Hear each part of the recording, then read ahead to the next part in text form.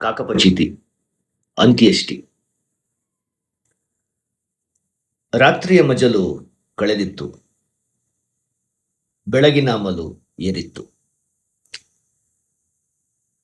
ತಮ್ಮ ಹಿಂದಿನ ಜೀವನದ ಕಟು ಸತ್ಯವನ್ನು ಆ ಪ್ರಕಾರವಾಗಿ ನೆನಪಿಸಿಕೊಂಡು ಮೆಲುಕು ಹಾಕುತ್ತಾ ದಟ್ಟ ಕಾಡಲ್ಲಿ ಆ ಕಾಕ ಸಂಸಾರ ತಮ್ಮ ಗೂಡಿಗೆ ಹತ್ರ ಆಗ್ತಿದ್ದಾವೆ. ಕುಂಟು ಅಣ್ಣ ಕಾಗೇನಾಗ್ಲೇ ಕಾಕಭೂಷುಂಡಿ ಅವರ ಸುಪರ್ದಿಗೆ ವಹಿಸಿ ಬಂದಾಗಿತ್ತು. ಕೊನೆ ಮುಷ್ಟಿ, ಕೊನೆ ಮುದ್ದೆ, ಕೊನೆ ಪಿಂಡ. ಇನ್ನು ಮುಂದಿದ್ದೇನಿದ್ರು ಕುಂಟು ಅಣ್ಣ ಕಾಗೆ ಹಾಗೂ ಮತ್ತೆ ಅವನ ತಲೆಕಾಯೋ ಕಾಕಭೂಷುಂಡಿ ಮಧ್ಯೆ ಎಲ್ಲ ಮುಗಿಸಿ ಹೃದಯ ಭಾರ ಕಳೆದು ಹಗುರ ಆಗಿ ಅಮ್ಮ ಕಾಗೆ ಅಪ್ಪ ಕಾಗೆಗೆ ಒಂದು ಪ್ರಶ್ನೆ ಕೇಳುತ್ತೆ. ಅದೆಲ್ಲ ಸರಿ, ನಮ್ದೊಂದು ಸಂತಾನ ನಮ್ಮಿಂದ ಯಾಕೆ ಆ ಥರ ದೂರ ಆಯಿತು? ನಾವು ಏನಂತ ತಪ್ಪು ಮಾಡಿದ್ವಿ? ನಮ್ಗೆ ಯಾಕಿಂತ ಶಿಕ್ಷೆ? ಅಪ್ಪ ಕಾಗೆಗೆ ಅಷ್ಟರಲ್ಲಾಗಲೇ ಎಲ್ಲ ಮರುಕಳಿಸಿತ್ತು. ಅದಕ್ಕೆ ಲೋಕಾನುಲೋಕದ ಸತ್ಯ ದರ್ಶನವಾಗಿತ್ತು. ಅದು ಕೂಡಿ ನಡೀತಿದ್ದ ತನ್ನ ಮಡದಿ ಕಾಗೆಗೆ, ಯಾರೇನು ಸಾಚ? ನಾನೇನು ಸಾಚನ? ನೀನೇನು ಸಾಚನ? ಅಂಡಾಂಡಕ್ಕೆ ಗೊತ್ತು ಅದ್ರ ಸತ್ಯ, ಅದು ನಮ್ದಲ್ಲ, ಹಾಗಾಗಿ ಅದು ಬ್ರಹ್ಮಾಂಡ ಸೇರ್ಕೋತು ಅಷ್ಟೇ, ಬಿಟಾಕು.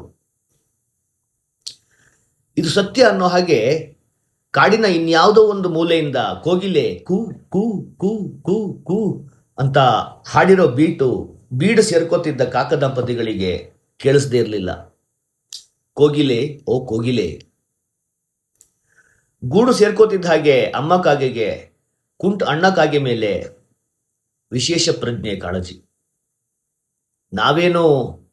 ನಾವು ಮಾಡೋದಕ್ಕೆ ಅನುಭವಿಸಿ ಆಯಿತು, ಪಾಪ ಆ ಕೂಸು ಪ್ರಜ್ಞೆಗೆ ನ್ಯಾಯ ಆಗುತ್ತಾ? ಕಳ್ಕೊಳ್ಳೋದಕ್ಕೆ ನಮ್ಮ ಹತ್ರ ಇನ್ನೇನು ಬಾಕಿ ಉಳಿದಿಲ್ಲ. ಅವನನ್ನ ನಂಬ್ಕೊಂಡು ಸಂಸಾರ ಇಟ್ಟಿದ್ದೀವಿ, ಅವನೇ ದಾರಿ ತೋರಿಸ್ತಾನೆ, ನ್ಯಾಯ ಆಗುತ್ತೆ ಅಷ್ಟೇ. ಅಮ್ಮ ಕಾಗೆ ಪ್ರಶ್ನೆಗೆ ಅಪ್ಪ ಕಾಗೆ ಆಶ್ವಾಸನೆ ಆಗ್ತಾನೆ. ಆದರೆ ಅಮ್ಮ ಕಾಗೆಗದು ಅಡ್ಡಗೋಡ ಮೇಲೆ ದೀಪ ಅನಿಸಿದ್ರು ಬೆಳಕಿನ ಆಸರೆ ಆಕಾಂಕ್ಷೆ ಮೇರೆಗೆ ಪಾಪ ತಾಯಿ ಎರಡೂ ಕಡೆ ತಲೆ ಅಲ್ಲಾಡಿಸುತ್ತೆ. ಹಾಗೊಂದು ವೇಳೆ ನ್ಯಾಯದ ಕಟ್ಟೆ ಒಡೆದು ಮನೆ ಬಾಗಿಲಿಗೂ ನ್ಯಾಯ ಹುಡುಕೊಂಡು ಬಂದರೆ ಅದು ತಪ್ಪಾಗುತ್ತಾ? ಅನ್ಯಾಯ ಅನ್ಸ್ಕೊಡುತ್ತಾ ಹೇಳಿ? ಮತ್ತದೇ ಬೆಳದಿಂಗಳ ರಾತ್ರಿ, ಮತ್ತದೇ ದಟ್ಟ ಕಾಡು, ಮತ್ತದೇ ಬೃಹದಾಕಾರವಾಗಿ ಬೆಳೆದಂಥ ಮರ. ಆದರೆ ಈ ಸಲ ಕುಂಟು ಅಣ್ಣ ಕಾಗೆ ಕತ್ತು ಮುರ್ಕೊಂಡು ಕಾಲವಾದ ತಮ್ಮ ಕಾಗೆ ಥರ ಬೆಳಕಿನ ಚೆಂಡು ಹಿಡಿಯೋ ಧಾವಂತದಲ್ಲಿರಲಿಲ್ಲ. ಕುಂಟು ಅಣ್ಣ ಕಾಗೆಗೆ ಹಕೀಕತ್ತಲ್ಲಿ ಒಂದು ವಿಷಯ ಇತ್ಯರ್ಥ ಮಾಡಬೇಕಿತ್ತು. ಅದು ಅದರ ಕಾಕ ಜರೂರತ್ತು ಆಗಿತ್ತು.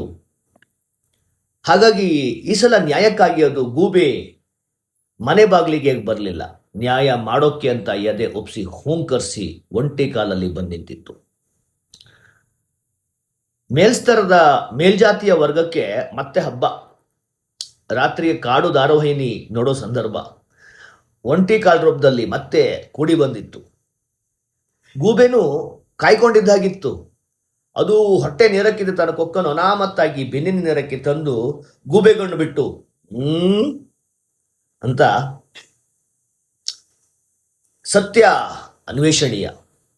ಯಾರು ಸತ್ರೇನಂತೆ, ಸತ್ಯ ಸಾಯುತ್ತಾ? ಶಭಾಷ್, ಮೆಚ್ಚಿದೆ ನಿನ್ನ ಧೈರ್ಯನ. ಆದಷ್ಟು ಬೇಗ ನೀನು ಆ ಸತ್ಯನ ಅರ್ಥ ಮಾಡ್ಕೊ.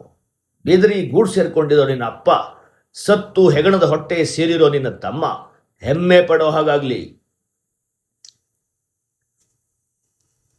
ಇತ್ತ ಅಣ್ಣಕ್ಕಾಗೆ ಒಂಟಿ ಕಾಲಲ್ಲಿ ನಿಂತು ರೆಕ್ಕೆ ಬಿಚ್ಚಿ ಕಣ್ಮುಚ್ಚಿ ಕಲರಿಯ ಒಂದು ವಿಶಿಷ್ಟ ಕಾಕಭಂಗಿಯೋ ಎಂಬಂತೆ ತೀಕ್ಷ್ಣವಾಗಿ ಗೂಬೆಯ ಕಡೆ ನೋಡುತ್ತಿದೆ ಅಂತಂದ್ರೆ ತಪ್ಪಾಗುತ್ತೇನೋ. ಗೂಬೆ ಕಡೆ ಅಣ್ಣಕ್ಕಾಗೆ ಮಗ್ನ ಗಮನ ಧ್ಯಾನ ದೃಷ್ಟಿ ಇಟ್ಟ ಹಾಗಿದೆ. ಅಸಂಭವವಾದದ್ದೊಂದು ಏನೋ ಒಂದು ಆಗೋದ್ರಲ್ಲಿ ಇದ್ದಾಗಿತ್ತು. ಅದೇನೋ ಹೇಳ್ತಾರಲ್ಲ, ಸಾಕ್ಷಾತ್ಕಾರದ ರಹಸ್ಯನು ಅಷ್ಟೇ ದೈವೀಕ. ಆದರೆ ಇವಿಷ್ಟು ಗೂಬೆಗಾಗ್ಲಿ ಮೇಲ್ಸ್ತರದ ಮೇಲ್ಜಾತಿಯ ವರ್ಗಕ್ಕೆ ಮನದಟ್ಟು ಆದಾಗೆ ಕಾಣಲಿಲ್ಲ.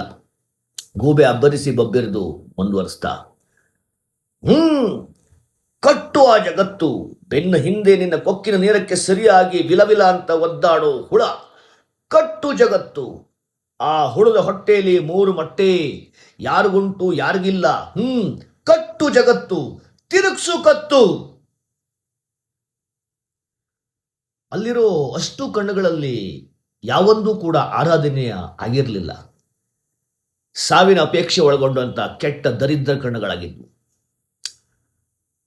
ಅಣ್ಣಕ್ಕಾಗೆ ಚಾಚು ತಪ್ಪದೆ ಗೂಬೆ ಹೇಳಿದ ಹಾಗೆ ಆಡುತ್ತೆ. ಮನಸ್ಸಲ್ಲೇ ಜಗತ್ತು ಕಟ್ಟಿ ಹುಳ ಬಿಡಿಸಿ ಅದರ ಹೊಟ್ಟೆ ಒಳಗೆ 3 ಮೊಟ್ಟೆ ಇಟ್ಟು ಇನ್ನೇನು ಕತ್ತು ತಿರುಗಿಸ್ಬೇಕು. ಅಷ್ಟರಲ್ಲಿ ಒಂಟಿ ಕಾಲಲ್ಲಿ ಛಂಗಂತ ಗಾಳಿಲಿ ಎಗರಿ 180 ಡಿಗ್ರಿ ಗಿರ್ಕಿ ಹೊಡಿತಿದ್ದ ಹಾಗೆ ಕ್ಷೇತ್ರ ಪಲ್ಲಟ ಆಗಿ ಕೊಂಬೆ ಆ ತುದಿಯಲ್ಲಿದ್ದ ಗೂಬೆ ಅನಾಮತ್ತಾಗಿ ಅಚಾನಕ್ಕಾಗಿ ಕೊಂಬೆ ಈ ತುದಿಗೆ ಬಂದರೆ ಯಾಕಾಯ್ತು, ಏನಾಯ್ತು, ಹೇಗಾಯ್ತು, ಇದು ಯಾವ ಥರದ ಚಮತ್ಕಾರ? ಈ ಪ್ರಶ್ನೆ ಅಲೆ ಗೂಬೆದು ಮಾತ್ರ ಆಗಿರಲಿಲ್ಲ, ಮೇಲ್ಸ್ತರದ ಮೇಲ್ಜಾತಿಯ ಅಷ್ಟು ಕಣ್ಣುಗಳು ಪ್ರಶ್ನೆಯಾಗಿತ್ತು. ಸತ್ಯ ಅನ್ವೇಷಣೀಯ, ಆದರೆ ಕಾಲ? ಗೂಬೆ ಬೆನ್ನಿನ ನೇರಕ್ಕಿದ್ದ ಕೊಕ್ಕನ್ನು ಅನಾಮತ್ತಾಗಿ ಹೊಟ್ಟೆ ನೇರಕ್ಕೆ ತರ್ತಿದ್ದ ಹಾಗೆ ಕಣ್ಮುಂದೆ ವಿಲವಿಲ ಅಂತ ಒದ್ದಾಡ್ತಿದ್ದ ಬಸರಿ ಹುಳ. ತಾನೇ ಕಟ್ಟದಂತ ಕಲ್ಪನಾ ಜಗತ್ತು ಆ ಪ್ರಕಾರವಾಗಿ ಗೂಬೆ ಕಣ್ಣೆದುರಿಗೆ ಸತ್ಯವಾಗಿ ಪೆಡಂಬುತವಾಗಿತ್ತು. ಆಶ್ಚರ್ಯ, ಅಪನಂಬಿಕೆ, ಭಯ, ದಿಗ್ಭ್ರಮೆ. ಗೂಬೆ ಕೊನೆ ಕ್ಷಣದಲ್ಲಿ ಬಾಯಿ ತೆಗೆದು ಪ್ರಶ್ನೆ ಇಡೋದ್ರಲ್ಲಿತ್ತೇನೋ, ಆದರೆ ಅಷ್ಟರಲ್ಲಾಗಲೇ ಕಾಲ ಮೀರೋಗಿತ್ತು. ಅಣ್ಣಕ್ಕಾಗೆ ಮತ್ತೆ ಗಾಳಿಲಿ ಛಂಗಂತ ಹಾರಿ ಮತ್ತೆ 108 ಡಿಗ್ರಿ ಗಿರ್ಕಿ ಹೊಡೆದು ಬಸ್ರಿ ಹುಳನ ಕಾಲಲ್ಲಿ ಒದ್ರೆ ಅದು ಗೂಬೆ ಮಖಕ್ಕೆ ರಾಚ್ಕೊಳ್ಳುತ್ತೆ. ಅಷ್ಟೇ. ಗೂಬೆ ಭಯದಿಂದ ದಂಗೆದ್ದು ಆಯ ತಪ್ಪಿ ಕೊಂಬೆಯಿಂದ ಕೊಂಬೆ ಹಾರಕ್ಕಾಗದೆ ಪಲ್ಟಿ ಮೇಲೆ ಪಲ್ಟಿ ಹೊಡಿತಾ ರೆಂಬೆಯಿಂದ ರೆಂಬೆ ಕೆಳಕ್ಕೆ ಬೀಳ್ತಾ ತಲೆ ಚೆಚ್ಕೊಂಡು ಕೊನೆಗೂ ನೆಗೆದು ಬಿದ್ದು ನೆಲಕ್ಕಚ್ಚಿ ಸತ್ತೇ ಹೋಗುತ್ತೆ. ಏನಾಯ್ತು, ಯಾಕಾಯ್ತು, ಹೇಗಾಯ್ತು, ಏನಿ ಚಮತ್ಕಾರ? ಅರ್ಥವಾಗದೆ ಇರುವಂತ ದೈವಿ ಸನ್ನಿವೇಶ.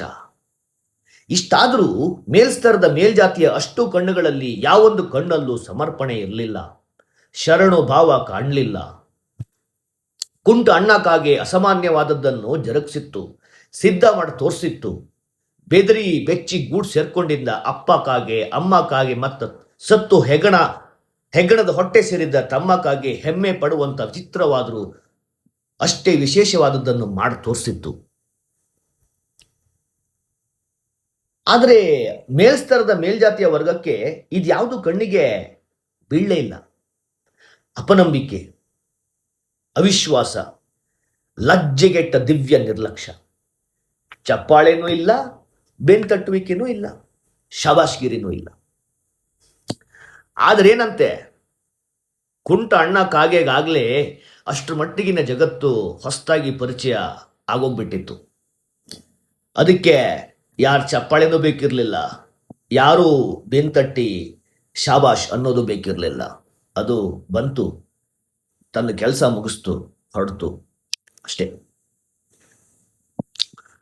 ಒಂದಾದರೇನಂತೆ ಮತ್ತೊಂದಕ್ಕೆ ಮರಳುವೆ, ಮತ್ತೊಂದಾದರೇನಂತೆ ಇನ್ನೊಂದಕ್ಕೆ ತೆರಳುವೆ, ಇನ್ನೊಂದಾದರೇನಂತೆ ಮಗದೊಂದಕ್ಕೆ ಹೊರಳುವೆ.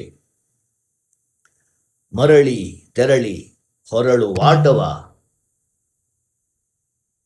ಪರಿಯೇ ಪರಿಧಿಯೊಳೆದ್ದೆದ್ದಾಡುವೆ. ಕಾ ಕಾ ಕಾ ಕಾ ಕಾ ಕಾ. I don't know that.